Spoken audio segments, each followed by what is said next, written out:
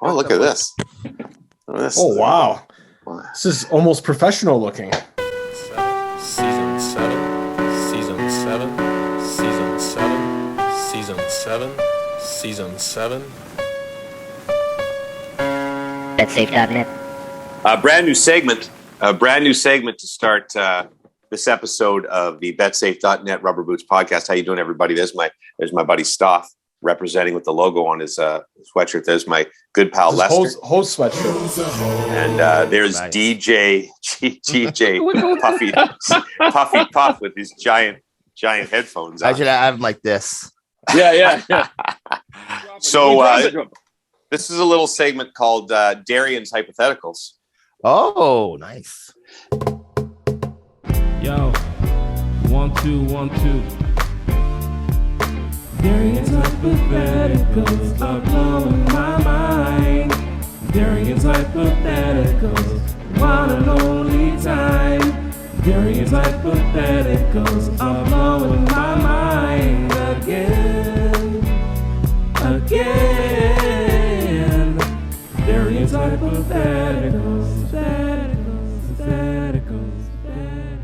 So Darian's home from university. My whole family's home. It's a house full of love and probably COVID.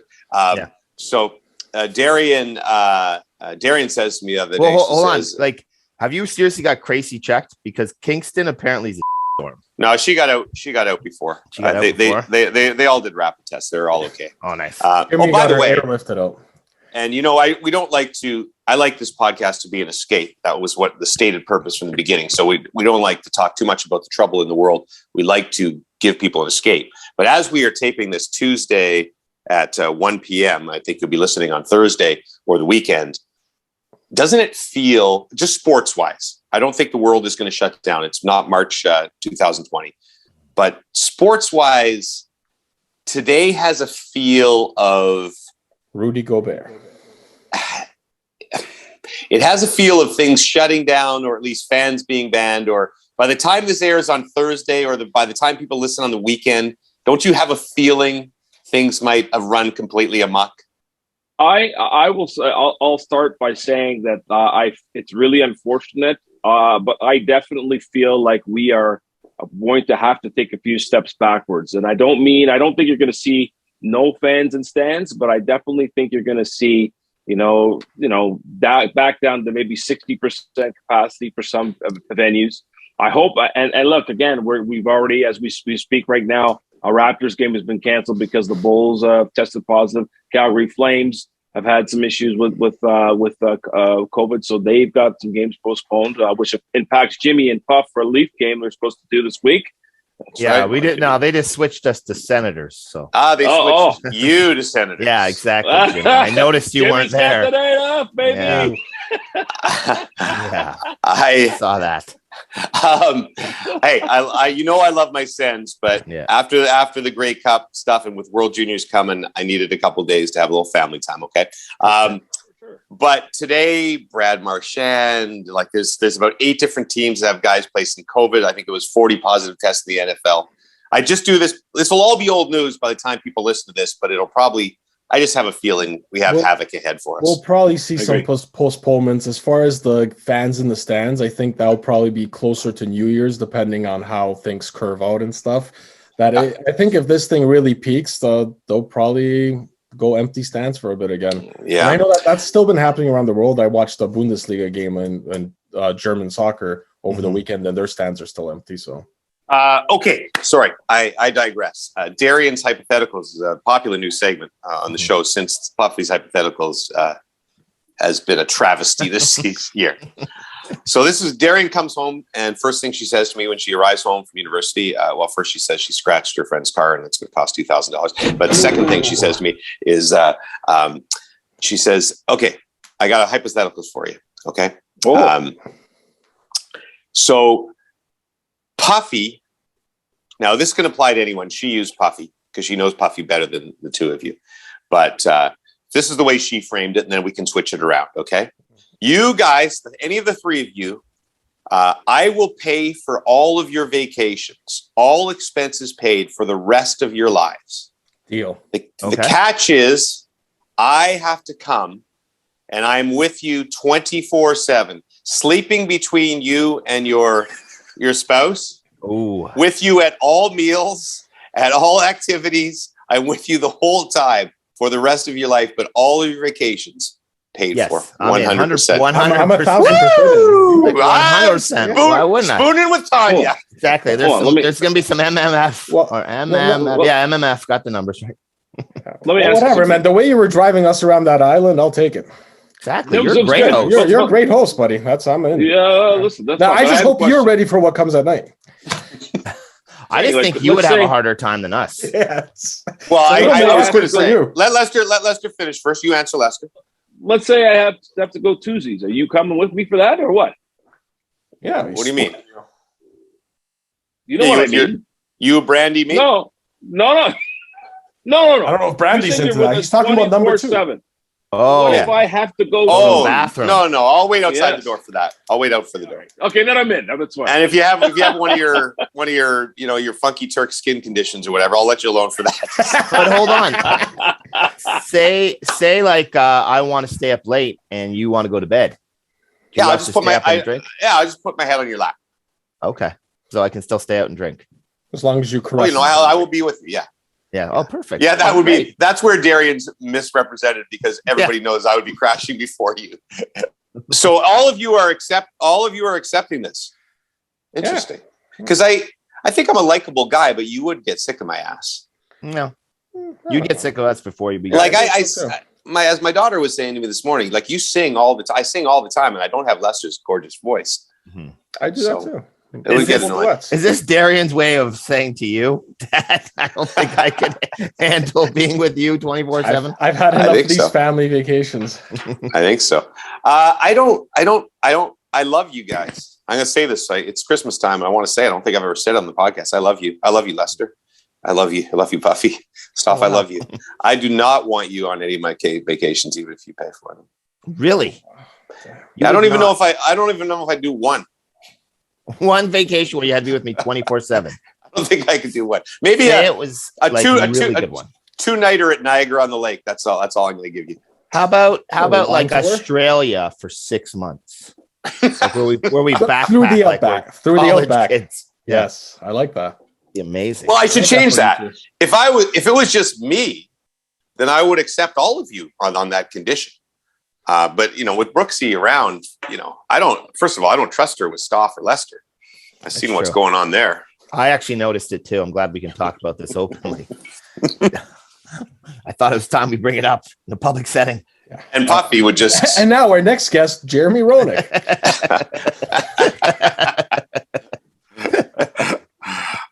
Puffy would just end up in jail on the first vacation. That would be the end, right? Hold on. Does that mean One you'd night. have to go with him? Yes. If you're within I would go to 24/7 jail. You see, that would be the problem. Jimmy doing time.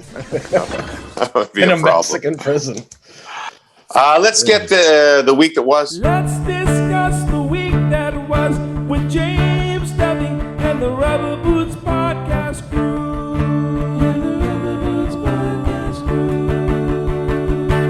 The week that was brought to you by our friends at betsafe.net. It was Grey Cup week, everyone, if you knew. Stoff and Lester, were you aware of the Grey Cup week that was going on? I was just going to say, I'm sure you're going to do it, but just in case you wouldn't for some reason, we've got a shout out to our pal Rod Smith. What a fantastic broadcast he had on the weekend. Incredible. And I think awesome. it's probably, if I'm not mistaken, it's probably his first Grey Cup. It is. And I thought he was awesome. I know Roddy really well, and I know how much this meant to him in our conversations before the game and after the game. Roddy's a pro, but I'm sure he does get nervous because he dreamt about doing something like that his entire life. Guy's had an amazing career, but this was a big deal. We should have probably had him on, but Bobby Mack wanted to sell his margaritas this week. So, You're on. Life-changing moment. No. Bobby's selling stuff. We gotta get him on. Margaritas. Also But, a life-changing moment. he was. I thought he was great. I mean, he was born to do this game. How much he loves the league. Guy's got a photographic memory. He's got the voice of God. So he'll be the perfect guy to do the Grey Cup for however long he wants to do it. So, Yeah. and he got a great game. I was worried in the worried in the first quarter when it was like 7-0 and it was a punt fest. I was like, oh God, Roddy's going to have the worst Grey Cup ever, but it turned out to be amazing. And he had a bit of a tricky final play and he pulled it off. The Unbelievable pop over. Unbelievable call. Yeah. Yes. Because this would be Jimmy's first game. He'd be like, It's incomplete, I think. No, wait, this has got it. But now what happens now? Is there another series of the overtime is over? no, the overtime. The Bombers win. I was telling Puffy on the weekend, Al Michaels, when he said, "Do you believe in miracles?" Yes, says that just came out of his head, right? I don't believe it. Okay. I truly believe if you're a play-by-play guy that you think about what you are going to say in the event of a victory. Now, in times like what happened on a play like that from Roddy, he's got no time. Although I think 10 seconds later, he sort of said something, back to back, whatever, Winnipeg, which you have to think about it. If you don't think about it, I think you're being silly because you risk, not saying something good. And you can tell, I think, when they're a little bit rehearsed, but I think that's okay. So I never believed Al Michaels. I'm sure somewhere in the game, 5 minutes left, he thought about that. So I was telling Puff that the only championship game I have ever called was the CIS basketball championship in I don't know what year. And it was St. Mary's against, I think, University of Alberta in the final game. And so the night before, I was thinking, what am I going to say? It was like the Bears against the Huskies. And for the Huskies, I came up with this line. And so I had it in the back of my mind the whole game. And they were up by 4 or something, or up by 3, and there was a missed free throw or something that made it clear they were going to win with like 4 seconds left. And I'm like, every dog has its day. Huskies, this one is yours. Right? I was pretty proud of that. That's good. That's great. I like that. I thought it was pretty good. So no one ever said anything about it. So, but like 10 years later, I was at a bar and just sipping a beer, talking to somebody, and I hear from across the bar, every dog has its day, Huskies. And this guy comes up to me, goes, dude, man, I was on that team. That was the greatest night of my life. And we all say that to each other when we see each other. And that made my life. Of course. And then I found out later, he's actually a producer at the other network. Paul, very good guy. Yep. So he's the only guy that remembers my line. And that's why we have a kindred friendship. Anyway, great job by Roddy. Jimmy, I feel the same way when people come up to me and say hello. Do people when they recognize you, do you ever get the hello? Hello? No. They're just saying hi. For the record, since I did it in the first two playoff games that I covered, I got 3 Rubber Boots pod yells, 1 where's Puffy, and 1 say hi to Lester and stuff. Nice. There you go. Not bad. It was only 30,000. I wasn't out much though. I was kind of up in the booth most of the time. I didn't have a lot of interaction with the peoples. That was a fantastic crowd. And it was a fantastic CFL crowd because like when we were doing the pregame show, we were watching people coming in the stadium and literally jerseys from every single team and people were decked out, face painters, everyone. And I think it was a pretty drunk crowd by the end. I think it was really out there, especially when the Tiger Cats lost. But it was a great CFL crowd. And what makes the game special? Because the Super Bowl, it's a bunch of suits. It's not the same. That was a crowd that loved CFL football. Yeah, it was fantastic. People travel. Yeah, they travel. Yeah, it was. Crowd, and you know what? I don't like the Ticats or the Bombers or anybody. I'm totally neutral. All we cheer for is a good game for TSN, which we got. But I was and the Red Blacks. And the Red Blacks. By the end, it would have been such an amazing story if the Ticats won. Oh, for sure. With Mazzoli coming in, it would have been awesome. And I felt so bad for that town because they've lost 4 straight Grey Cups. Anyway, the 2 Grey Cup week stories I may want to tell. Puffy, did you have any Grey Cup week stories you wanted to share with our friends here? No, not really. This remembers, right? This is public. Let's just say yesterday was a long day for me. That'll be on the Patreon podcast that you have to pay extra for. If we were taping the Rubber Boots yesterday, there would have been 3 stools. 1 would have been missing. Puffy, would not have made it. Puffy and I did get out together for a very light professional night on Friday. Yep. Went to, what was that street called? Lock Street? Lock Street, yeah. Lock Street. Easy What to find. do we eat at? We eat at some Italian place. We should give it a plug, but I can't. Kuma. Yeah. Kuma. Good pizza. Kuma. Good pizza. And then we went to a pub called Squire. Yeah, the Squire. That was it. Yeah, that was a good time. And then there was who was that very nice woman who bought us a beverage? Yeah, she was also shaming me for the Belgian Moon that I was drinking, which was so she was very kind to buy us beverages. But also, like, there was about a half an hour of like, what kind of man are you shaming? What's wrong with Belgian Moon? She did take it. Yeah. Although Belgian Moons were going down nice that night. What was the brand? We should cow beer, Stuff like that. Yeah. cow flogging beer. Yeah, something like that. You guys are doing great. She's never Ask for been the beer. ask for the cow beer at Squire. Yeah. We'll shout you out on our podcast. Cowbell. Coming. Cowbell. Is it Cowbell? Cowbell. Yeah, There you go. Cowbell. Yeah, more cowbell. Cowbell Brewery. Very good. very It was tasty good. beer. Guess what? I got a fever. And the only prescription is more cowbell. We appreciated the free beverages that she Oh, and then we went. bestowed upon us. We went Then somewhere. we went else. to another beer. Oh, Yeah. this is good podcasting. We went to the some other pub next door, the West Club, West Sport Club, West something. Yeah. Anyway. and then Rydell like talked me into staying way later than I wanted. Yeah, that was. Yeah, I got out early. I made the You good exit. did. You. Shout out to Richard Nurse. Yes. Who we should say has, as Jeff O'Neill would say, the greatest sperm next to Keith Kachuk. I don't know. It might be better because it's multi-sport. No, Richard, of course, and his lovely wife are the parents of Darnell, Kia, and Sarah Nurse, all unbelievable athletes. Richard came over when Puffy and I were having dinner and just introduced himself and bought us a drink. Super nice man. Very nice. And, I'm so sorry. I apologize, but I actually don't think Sarah is their daughter. I think Sarah's a cousin. Sorry, Sarah's a cousin. I knew that. So I just wanted to. Darnell and Kia and Sarah is cousin, right? Oh, let's use the term genes and not sperm. But there's another daughter too that was a varsity baller as well. And Donovan I knew that. Right? I'm sorry. I apologize. Thank you for No. correcting. I just wanted. I want us to look good here. You know. To Puffy's point, I believe Donovan does have some sort of relationship. Yeah, right? Donovan McNabb's like a cousin, I think. Yeah. Well, great.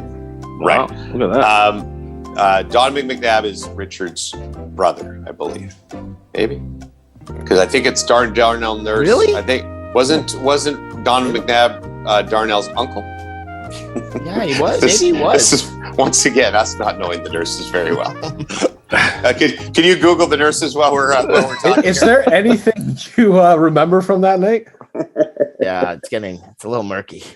Well, it was really awkward now in retrospect that I said to Richard, my favorite daughter of yours is Sarah.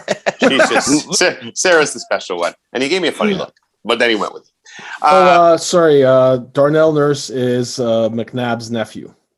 Yeah, so Richard would be Darnell's brother through marriage, so we don't know that. Yes, exactly. Okay. Yeah. Somebody listen, I'm sure will explain it to us next week. Tamika is the other daughter. Tamika Nurse. Tamika Nurse. Yes. And so then Sarah is the daughter of who? I don't know, but we'll find out. Okay, we'll find out. Say We'll find This is like this. It's like that Rooney Mara podcast we had a while back. That's right. It's classic though. People love it. People love it when we're dumb, right? When we're confused. Oh, yes. When we're dumb and confused, it makes us feel real. Yeah. This isn't an act, people. We're really at home. stupid. This isn't an act. Speaking of which, that's what tie into the next story about my stupidity. So Grey Cup Day, amazing job by our crew. And that doesn't just mean Kate Purness in the panel and Rod Smith and Glenn Suter and everybody else. All the guys who work way longer hours than us, like Puffy in the truck and all the unbelievable cameramen, audio people. It's one of those days that makes you incredibly proud to work at TSN because that 6-hour pregame show we did and the actual broadcast, whether you're a CFL fan or not, I think we do an amazing job. Bump was the producer of the entire show. Did an awesome job. First time he produced the entire 5 hours, all those features and interviews. He did a fantastic job. Yeah. Bump worked his ass off all week. It was amazing. Crushed it. So we get home from the game, and quick story about Bo Levi Mitchell. I just remembered. We're waiting for the elevator, and Twisted Tea, which sponsored the halftime show. There's clearly a young lady there who's the Twisted Tea rep. She's got on a Twisted Tea coat. She's got like 2 6-packs of Twisted Tea in her hands, a Twisted Tea hat. And Bo says to her, "Hey, I love that Twisted Tea. I drink it on the golf course all the time. If you're looking for somebody to endorse your Twisted Tea, I'm your guy." And she says, "Oh, okay." She goes, that's a very nice red tie you have on. She goes, "What capacity do you work with in the CFL?" And and I go, "Well, that's the quarter. He's the quarterback of the Calgary Stampeders." And she goes, "Yeah, right. What capacity are you with the CFL?" She really didn't believe it. Yeah, she had no idea. I'm like, no, he's the 2-time MOP and the 2-time Grey Cup MVP. And then she was so upset because their Twisted Tea has a relationship with the CFL. Yeah. And she knew who Bo Levi Mitchell was. She just didn't believe it. And I was bugging Bo the entire night. Bo, by the way, awesome guy who did an awesome job. He was really good on TV for guys. He'll walk right onto the panel when he retires. But every time I see Bo for the rest of my life now, I'll be like, "What capacity do you work with the Canadian Football League?" So anyway, we finally get on the elevator, the Twisted Tea girl, me, about 10 other people, not very good in a COVID situation, but everybody wearing the masks. I get off at my floor. I'm exhausted. It's been a hell of a long day. The keys don't work on my door. The old keys rubbing against your credit card or whatever. Come on, it's 2021. Make keys that don't, if they rub against your phone or whatever the hell they rub against, don't work anymore. Fix that. Hotel people, fix it.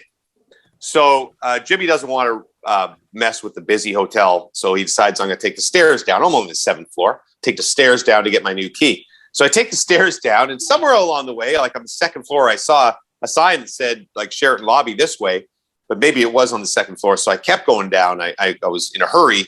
I'm not good at focusing on things. And now I'm like at the bottom, and there's only one door, and it says like emergency exit. And in my head, I'm like, oh, I should probably go back up, but I'm too lazy to do that. So I'm just going to go out the emergency exit, which will probably be the lobby, right? Boom, I hit the emergency exit, the ding, ding, ding, ding, ding. Now, I don't know if I've set off the entire alarm in the hotel. I guess not. I've just set off the door. And so I bust through there, and now I'm like outside, but I'm not outside. I'm like in an enclosed area, like a patio or something. So I guess the Sheraton must be elevated, and I have no escape. There's nowhere for me to go. And so now I'm looking around, and I'm like, I'm stuck. And I finally see one door to a building. So it must have been like a patio that joined, like a terrace that joined like something with the Sheraton with this other business building next door. So there's one door, I get open, I'm into the building. So now I'm in this like office tower building, and it's closed, and I can't get out of that. So now I'm in there for 5 minutes. Now it's adjacent to a mall. So I get through one door. Now I'm in the mall that's all closed off, and it's all locked. And every single one of these doors that I've gone through, by the way, has set off. It's all been all emergency exits, right? So what time is it? What time is this at? Probably 11 midnight maybe. Yeah, maybe around there. And so now I'm running because I figured I've triggered off all these alarms, and Paul Blart Mall Cop is going to show up. And finally, I find a door that I get out of, another emergency exit door, and I'm like 4 blocks from the hotel. Like this is Hamilton is like a maze of. It was a terrifying thing, and I just like sprinted the 4 blocks back to the hotel. And I can remember the guy. I come into the lobby like, yeah, room key doesn't work, and he's like looking over the elevator and going. So, oh my god. Yeah, it's just one of those little situations that Jimmy gets into sometimes. But anyway, good times all around, and yeah.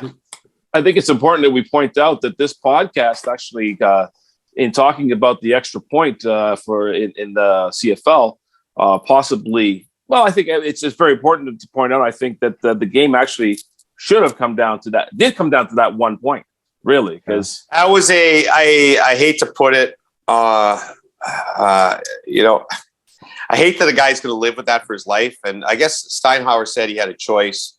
and he made the choice. And maybe he was affected by the fact the last kick he sort of fumbled over his head and it went out of the end zone.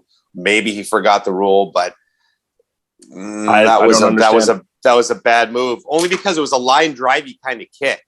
He's going to get to the 30 for sure. Yeah, 25, 30. And someone was saying to me, yeah, but he saved 10 seconds. Doesn't matter. They were down in field goal range with like 35 seconds left on the clock. You're so right, Lester. That in essence, that cost him the Grey Cup. It did. Yeah. It was my favorite play of the game. Puffy. I think I leapt out of my seat and I was like, yes. Puffy might have had the right side of the spread on that one. Now, of course, I do wonder if the player was told, just take the knee and be done with, or I think, as I said, I think Steinhauer said in the post game that he gave him the option, and he made a split second judgment, and whatever, but it's a tough one. Yeah, Oh, I also forgot one other quick story. I almost died at the Grey Cup. What? Oh, you guys have no idea, Puffy would, how windy it was on Saturday. Oh, it was windy. No, it was insane. Like 95 kilometer an hour. It's the windiest I think I've ever been in a situation. I don't remember wind ever that big. And so I was back in my room prepping the show all day. And Kate and the panel, I was watching them on TV, but they ended up having to get moved because that thing was just shaking like it was the whole tower was going to come down. I didn't know that.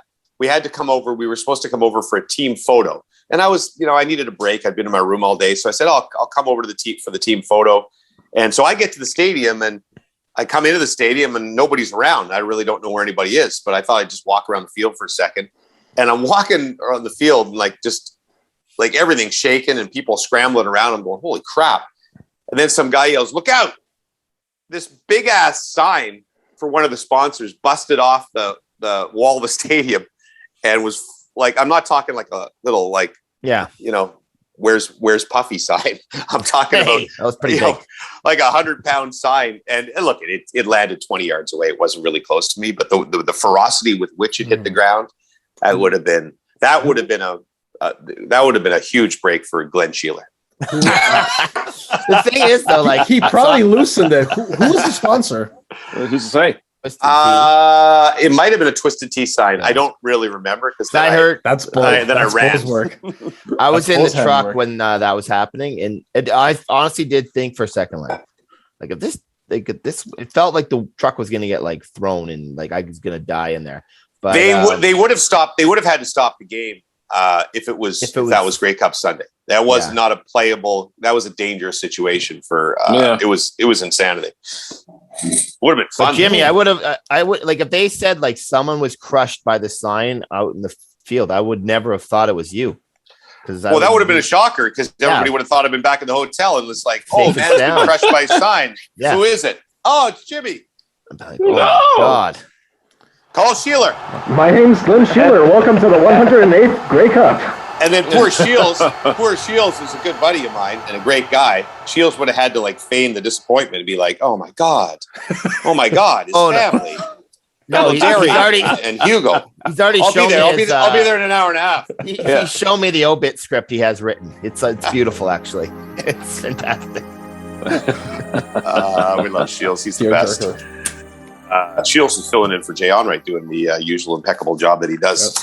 Last couple of days. Okay, awesome. So anyway, anybody else got anything from this week they wanted to talk about? Because Jimmy kind of fills the stories as he always does. Sorry.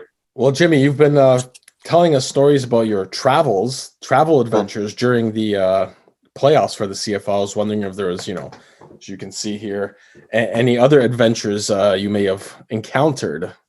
This particular week. Well, last episode you were complaining that you did not receive preferential treatment in one of these lines here. As you see, my background is a airport security line. And you were a little bit upset that they didn't want you to smuggle heating elements onto the plane. Right. So you did some research. I did a little bit of research because basically you said that there's no chance that there's a limit on how many Hot Pockets you can bring.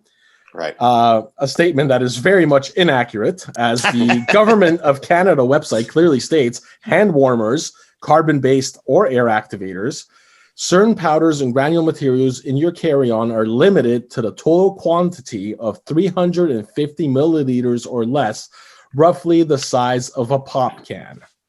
350 So there milliliters? is a limit. Okay, so hold on a second. I happen to have one handy here because my little bag is next to me. So Jimmy, stop this amateurism. Oh, look at you. Prepare. We're the podcast that goes there, buddy. 1-pack, 2-pack, 3-pack. Are you going to try to stuff? You're going to stuff? I can't stuff him in. I didn't want to cut my hands cutting this can, but I would say it's actually pretty much right on the limit. Yeah, you missed a. Like it's you close. missed. You missed a good opportunity though to.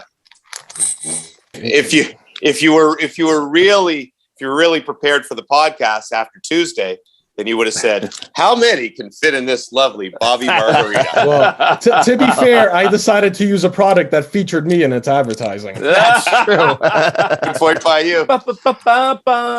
So regardless, there is a limit. It looks like the 3-pack could be right at the limit. But I mean, look, the guy saw a bunch of these in your bag. He doesn't know what you're doing. He heard about you from the guy at the parking lot. Exactly. The parking lot guy told his buddy. He's just doing his job, Jimmy. Speaking of that, I know that usually we don't endorse things from personalities from other networks, including that bastard David Amber. But Kyle Bukauskas, a very talented broadcaster, Hockey Night in Canada. Kyle's a very funny guy, and I would ask the three of you to go on after we're done this podcast and maybe stop and play a little clip here. Although you kind of have to listen to the whole thing to appreciate it. But on Kyle Bukauskas' Twitter, he did a fake news conference, very much like I've talked about Club Pro Guy does the fake golf news conferences here. But Kyle did a fake news conference about his experience, about going through airport security. I can't set it up without you hearing it, where he's talking like a coach or player in a post-game news conference about his airport day security. Through airport security, right? And he, you'll laugh. Could you just describe what went wrong out there today? Yeah, well, we always talk about starting on time and got to the airport plenty early, but Nexus Lane was closed, which can happen. The regular security line was a nightmare, and it just all unraveled from there. Your boarding pass said Zone 1, but you didn't board until Zone 4. What happened there? Yeah, well, I mean, our pre-scout told us that the 4 o'clock to Ottawa almost never boards on time, and, I mean, we rely heavily on our analytics department for that information, so I spent a little more time than I probably should have in the lounge. That's on me, and ultimately we paid for it. Very funny. Very creative guy, Kyle Bukauskas. Anyway, let's get on with the podcast today. We have oh no, we gave away the tickets on Tuesday. Keep following along here. Congrats to our winners. Congrats to all our winners. We just did the draw, didn't we? Yeah. Ooh. Congratulations to Jen. Why don't we get to? Is this a social media mania? Is this a new segment? It's called social. Yeah. It was not things that I call on Twitter anymore. It's social media mania. Well, it's things that Puffy found on Twitter and stuff I found on Reddit. So it's a bit of. Oh no, I'm more. I find my stuff on TikTok. Well, the stuff you sent me was from Twitter. Oh. Still got to play that too. Still got to play Lester's theme. Freaky pigs, strange chicks, world affairs, polar bears, fake news, nice shoes, big boobs, jack dudes. All of these things and more as I sat on the shitter. Things that I saw on Twitter. All right, so but UFOs, I mean, again, this isn't, most people listen to us. You told us 90% of our audience listens to us. So what are we going to do with this stupid UFO video? It's not a good thing to talk about. It's a video. I understand that, but we're going to tweet out the video. You can go on YouTube to watch it. You can explain what's happening in the video. Yeah. There's a lot of little dots. Yeah. Across it's a bunch of little lights. And for some reason, this pilot declares that this is a alien spacecraft or a UFO. Yeah. what would actually lead one to believe that? Because that just looks like a bunch of planes. Yeah, just or just a bunch of lights or something. Yeah. You know what? I would say this. It looks very uniform. It's the sequencing, like that how they're flying like that. I find that very interesting. So who's to say it isn't? You know what I mean? Well, I mean, it's a UFO in the sense maybe that it's an unidentified flying object. Yes. Yeah. They don't know what it is, but it doesn't mean they're from outer space. Yeah. But I honestly think we're at the point now where like aliens could arrive and it would not be a big deal. Like, I don't think it would really. I think I would forget. Yeah, I'd forget about it after a couple of days. Yeah, I mean, 24-hour Twitter cycle. Move on to the next thing. It's crazy how like something that like 20 years ago, 30 years ago would have been like the biggest thing ever. Now it'd be like, oh yeah, the aliens came. Yeah, if the aliens landed at the end of the Grey Cup, would Puffy notice, or would he just be celebrating that Winnipeg covered the spread? Sure. I'd still be celebrating that. Winnipeg cover. Think about things like the crop circles too. Like that's never really been solved, right? And we've. You know what? I think it was solved. Bunch of crazy farmers. Yeah, it was. The hoax. It was just a hoax. The farmers are able to do it, and somebody showed how they do it, and they just guys starve for attention. I think, yeah. Oh, I didn't know that. Yeah, I learned something. I had no idea. The news cycle for that was quick too.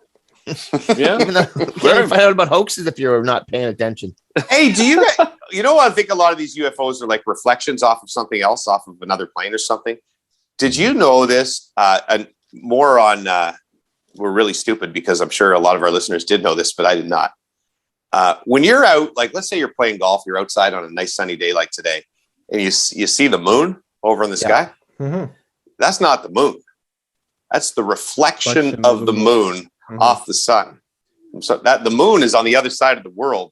That's the reflection of the moon. Because why the hell would the moon be up there in the middle of the day? I don't know. I don't know if you're right. There, look this one up. I don't know, Jimmy. It's the reflection of the moon. A smart guy told me that. I can't remember who, but I remember thinking, "Oh, that's a smart guy. He knows." Was his name Mark Ward?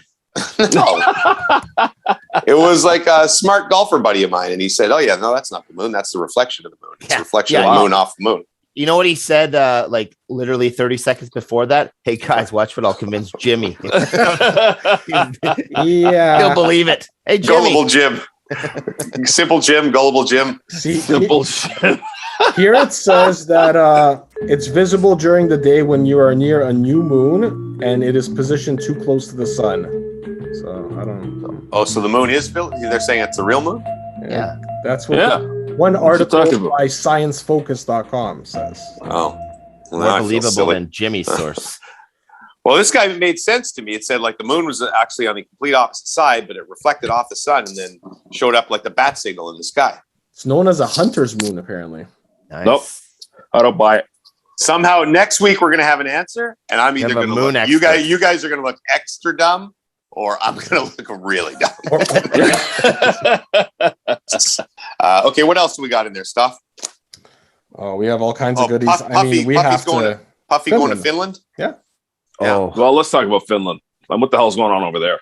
Well, my guy, that PM is running things. Basically, Puffy sent a little Twitter link. Puffy did a lot of work this week. Good job. I did. I mean, this is crazy stuff. Of Sanna Marin, I guess, Finland's prime minister, and she first stole Puffy's heart after she had to apologize to the public for going clubbing after coming in contact with someone who had COVID. That's who I want running my country. Exactly. She's 36 years old. She went out clubbing till 4 a.m, left her work phone at home, and therefore was unreachable to get the text that she needed to quarantine. Yeah. There she is. Nice. So, I mean, obviously a bit of a party girl. I think all our leaders should be between the ages of like 30 and 45. Yeah. They got great energy. They're regular people. They know what's going on in the world. Wow. That's what we got. So we got to switch it up. Yeah. Younger Please, people. Joe Biden out. Joe Biden would have been disqualified like 40 years ago. I know. Old people have had their time. It's time to go to a younger generation. Well, why not? Let's take it all the way down then. Make them like Greta Thunberg there. Just make them under 15. Under 15. Well, they're gonna have a problem with the late night meetings where they're still fresh. Did you see?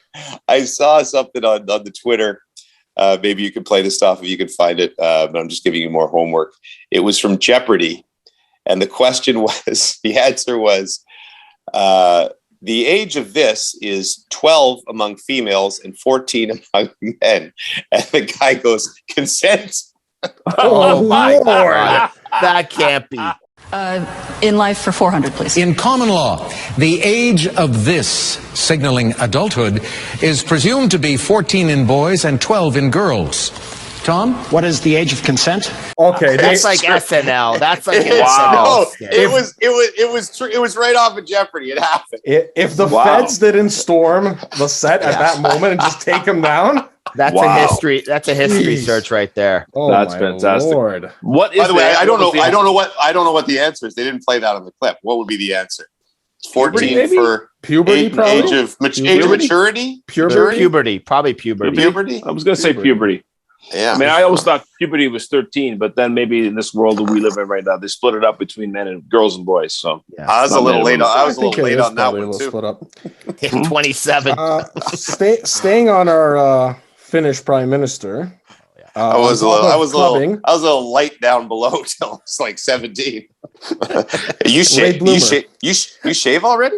That's not even in yet. It's the 80s. I'm like, no, I don't shave. There's just nothing there. Sorry. And that's how the pubae was born. That's how the pubae was born. Our prime minister friend 3 days ago also announced to the public, I can confirm that Tinder liaisons have reopened. Basically. So, and she also mentioned that there's a max of 25 people per Tinder liaison, which kind of makes it more of an orgy. Yeah, what does that even mean? But like the Finns know what's going on. I love it. But imagine being the 26th guy to get there. Yeah, that's terrible. That's a bad luck. You're out. Oh no, oh man, you're off done by one. The PM also has some sort of weird cat fetish where she dresses up like cats and paints cat things on her face. What is happening? What Finland? What the hell? So I thought I liked her, but I think Stoff's got a little bit of a spot for her. He seems to get a deep dive on her. I'm not a cat. I'm not a cat guy per se. I just found this tweet kind of funny. I guess this is someone who lives in Finland who wrote, the PM of Finland has a fetish of drawing cats all over her face, blah, blah, blah, blah. We are so screwed. Just enjoy yourselves, people. There's no way we make it through the next 40 years. So it's a pretty sobering thought. We should, we need to ask our Finnish friends, right? One of whom just had surgery. You have that later on in the sid. Jura. Yes. We will reveal who had surgery later on. Nice. Right. Good. Oh, well, I just said it. Jura. Great. Thanks. Now anyway, Jura, first of all, get well, Jura. Let's just take care of that right now. Jura had a minor surgery. He's a big fan of our podcast. And Jura, could you please write in and tell me what's going on? Tell us what's going on. Yeah, does she married? I wouldn't mind being a first husband. My family would understand. Tanya's already royalty. You already are a first husband, there, buddy. That's true. I'll ask the Finns, the Finnish World Junior team, when I'm over in Edmonton in a couple of weeks, and I'll find out what the hell's going on in Finland. Okay. Yeah. When you're talking to those guys, they'll be like, "Yeah, she's a cougar." like, no, she's super young. No, she's a cougar. No, she's a cougar. That's right. What else you got, stuff? We got some animal stuff from Reddit. Did you guys watch this artificial breeding of salmon video? Yeah, I did. I watched it. Again, what the hell's going on? So what are they doing? They cut the salmon open. They take all the eggs and then they fertilize them themselves and grow the salmon basically artificially. What are we doing? But this is what are we doing? But I don't think this is such an uncommon practice. I think this is just really messed up when you see it, which just lends me to the fact, like, how messed up is our human species that we think to do this to another creature? No, then it's terrible. It is just terrible. I'm not an animal guy, but listen, it has nothing to do with it. Leave it alone. It's not for us to manipulate it, you know? Look, obviously we have to eat and stuff like that, but just the whole perversion of what I guess the food chains have become, it's just kind of crazy, man. We learned about this in Jurassic Park. Yeah, things like this should don't meddle. You can't do it. That's what they told us. Man, that's why we don't do Jurassic Parks anymore. I have a problem with this whole Beyond Meat and the plant-based stuff and all the synthesized things. No. If it's meat, it's meat. This let me eat it. This isn't anything synthesized. They're just growing their own. No, I know. But naturally, I guess. But yeah. Yeah, well, it's not natural. This is why we don't do Jurassic Parks anymore. They learn. We shut those suckers down. They tried bringing that one T-Rex to San Diego and it backfired. Did not work. Big time. Wasn't a good idea. Speaking of bad ideas, we teased this last week. Hot barnacle talk. Up until then, I didn't even know what a barnacle was. We'll tweet out this video as well. Very creepy looking sea creatures, almost like a thing with one eye that just pokes out. So it's just a bit of a sight to be seen, but I saw this on Reddit, and what caught my attention was someone writing in the comments section that the barnacles have a very difficult time with sexual reproduction, as the organisms cannot leave their shells to mate. So to facilitate genetic transfer between isolated individuals, barnacles have an extraordinarily long penises. Barnacles probably have the largest penis to body ratio of any animal in the human kingdom, up to 8 times their own body length. Wow. Barnacle Jim. I was always wondering in high school, they called me Barnacle Jim. Wow. The thing is, I actually thought about making the same joke, but I thought know. It was too easy. Yeah, I know. Barnacle Jim had no problem. It's a weird looking right to it. It's a weird looking thing. It looks like a nut. It's a very strange looking thing. Well, I might have too big of those too. Yeah, well, 8 times your body size. I mean, that's definitely be difficult to operate. Oh yeah, that would 8. Well, what does it do? What is its like flaccid size though? I'll be honest with you. I didn't really deep dive on the barnacle porn. Did anyone watch Yellowstone this week? Yes. The horse. The horse. So they on Yellowstone this week. Spoiler alert! If you're way behind.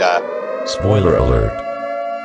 Spoiler alert! There's a scene of a horse. One of the cowboys has to catch the horse ejaculation, but they actually filmed it like they had the real deal going on. There's no graphics going on here. Brooksy.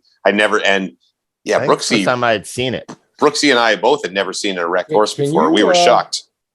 Can you explain had to? What? He had to catch the ejaculate. Oh, can you explain that? That was his job. What would lead to this? Is this a breeding thing? Was that a bet? He's learning how to be a cowboy, I guess. And this is one of the things they do. And they basically you get a giant, looks like leather kind of like condom. a leather package kind of a large sleeve. Imagine a wine sleeve, but like 3 times as big for a giant and made of leather or something. And he has to stick it over the horse's penis. And sounds a lot like the salmon. Anyway, and having a look at the barnacle, the horse's how big were those barnacles? It's hard to tell in those videos, but the horse's penis is probably the same as the barnacle penis. Yes. Relative size. But relative to the size, yeah. But it was I was like, wow, I didn't think it was that big. No, it was a big. It was big. You always imagined them smaller before. Yes, whenever I thought about them. Wow. Sorry. No. Oh, that was big. What did you do today? I off a horse. How about you? What did you do? Who doesn't want to be a cowboy now? He actually says that line that's Lester funny enough in the show. He goes, anyway. Oh my God.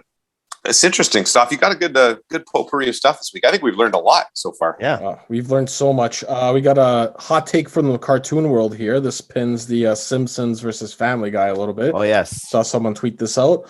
Homer could absolutely pull Lois, but Peter could never pull Marge. Rubber Boots reacts.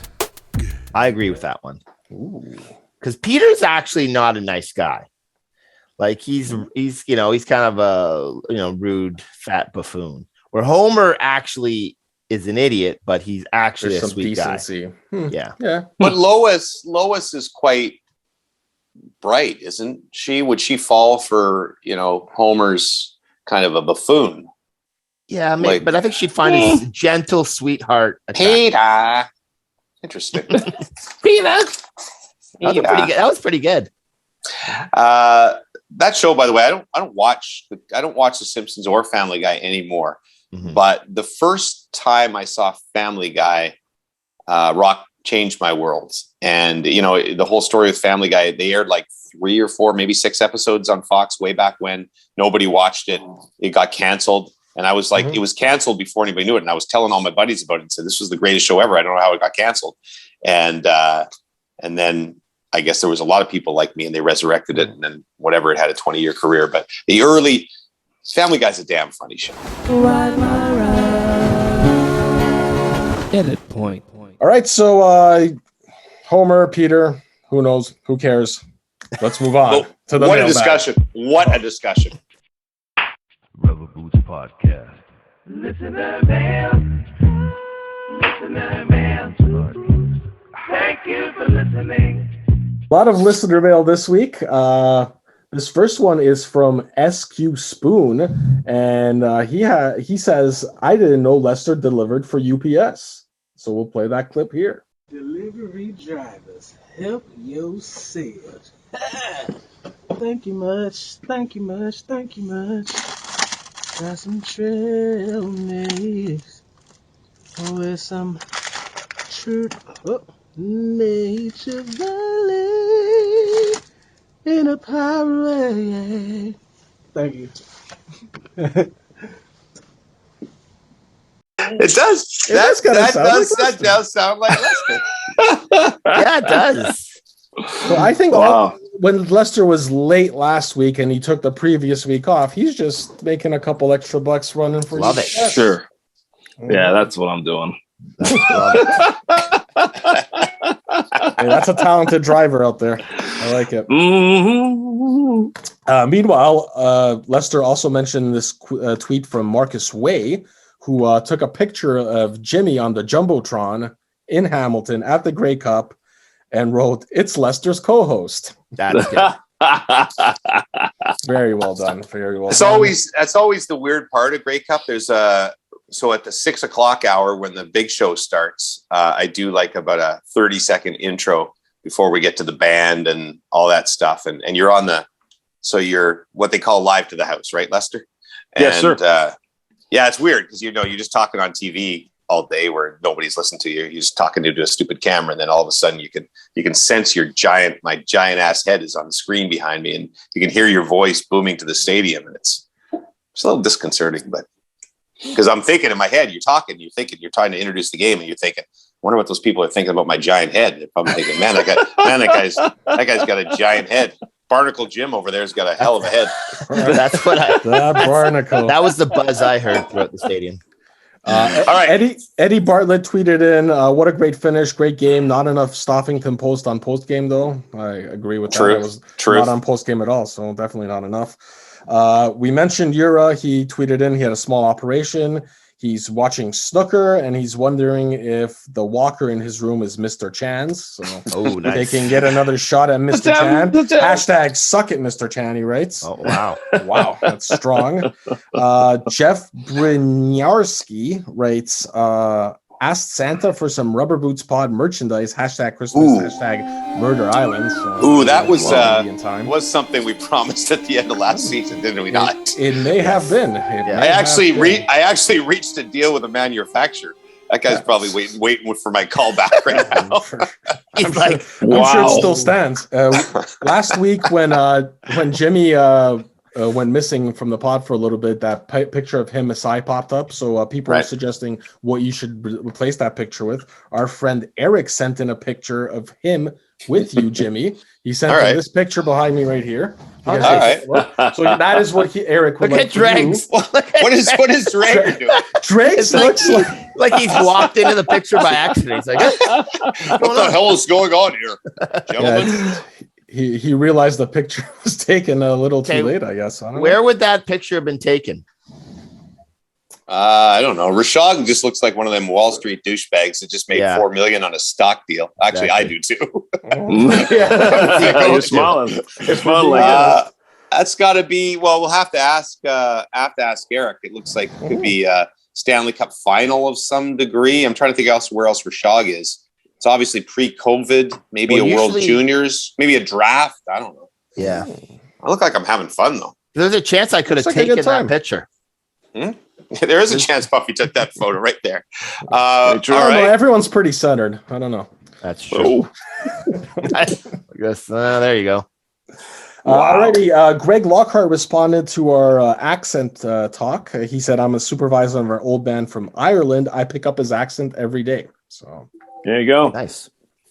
Truth. Somewhat normal. Top of the morning to you. Ricky Schmidt threw out a poll onto Twitter. Bobby Margarita versus Rod Smith Baby.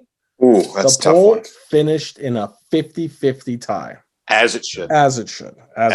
Both had big weeks. Let's face it. Yeah. Huge week. Regarding our parking lot attendant talk from last week, J.I. said Lester would have got in based on his Timmy's commercial fame. So, Truth. Justified. Absolutely. Okay. And last but not least, Ho said, "I remember people betting on Russian table tennis at the beginning of the pandemic." So yeah, he remembers himself. We've all hit those at some point. I had one more that I think you alerted me to, Stoff. But I wrote it down somewhere, but I'm having trouble finding the paper. It's a common problem I have. Oh, it's about your summer vacation? Yeah. Oh, here it is. I wrote the guy's name down, but our alert, David Carson, asked what happened to Jimmy's Summer Adventures, which I think I promised in episode 1 would be a regular segment. feature. Yes. Lester went and recorded a song, and then we forgot about it. So we're out of time this week, but we're going to remember next week. Stoff's going to put it in his missive, and we'll do a fresh episode of Jimmy's Summer Adventures in mid-December. I was going to say, very, very timely adventures. Awesome. Great week, guys. Thanks for coming aboard. And let's see, we're doing maybe we'll do our last pre-Christmas episode next week. Is that fair? Yes. Good. Next week is our Christmas special. Oh, it's our Christmas special. Christmas special. Oh, so. All sorts of special guests. Yeah. Live pod? Who knows? Can we do a live pod? Can we call it Barnacle Jim's Christmas special? Yes. We absolutely must. All right. Sure. That'll get everybody on. Well, wait a second. Barnacle Jim's Family Christmas Special. That's nice. Thanks for listening, everybody. We'll see you next week on the Barnacle Jim Family Christmas Special here on the Rubber Boots Podcast, brought to you by BetSafe.net. Championship of Canadian football. It was quite a week. Hold on, guys. Lester's talking. I can't hear him at all. This is basically the equivalent of season 1 through 6, but now in season 7, we want him to talk. I can't hear you, Lester, I didn't do this. I promise, buddy. I didn't do this. This wasn't a plan. The funny thing is, you just kept going. I'm the only one that noticed he was trying to talk to us. I wonder how long. He walked in the whole time. Go off and come back on. He was honestly talking for a good minute. I'm like, I thought he was just singing to himself. I did not notice. All right, we're gonna cut that part, or is it gonna be interesting for the viewers? I'll see how it looked. Did you guys listen to this clip? Play it? No. I might have missed that one on the rundown. So when I wrote "watch this with sound on," that wasn't. Hold on. 1 second. Oh, Bob McKenzie already in the waiting room. Oh wow! Look at that. Well, that would be an edit, then, wouldn't it? That's problematic. What do I? You know what? Is anyone else's screen frozen, or is that just me? Hello. Uh-oh. Hey, how are ya? I got a question that I really wanna ask ya. Wait, don't hang up. I need to know, so I'm gonna try and push my luck. Are you wearing your rubber boots tonight? Are they purple, yellow, green, or black, or white? Are you wearing your rubber boots tonight? Do you like the dunk tank at the fair? Oh, I know it's a little strange, my obsession with your choice of footwear in the rain. And I know that you're on TV, but I need you to put your boots up on the desk for me. Are you wearing your rubber boots tonight? Are they purple, yellow, green, or black, or white? Are you wearing your rubber boots tonight? Do you like the dunk tank or the fair? This is the part they call the bridge. A bridge has water under it. With rubber boots you can wade in the water. Just don't fall in. Are you wearing your rubber boots tonight? Are they purple, yellow, green, or black, or white? Are you wearing your rubber boots tonight? Do you like the dunk tank at the fair? Do you really like the dunk tank at the fair? Apologies, Bobby. We started talking about horse and it just snowballed from there. That's what happens on the Rubber Boots podcast.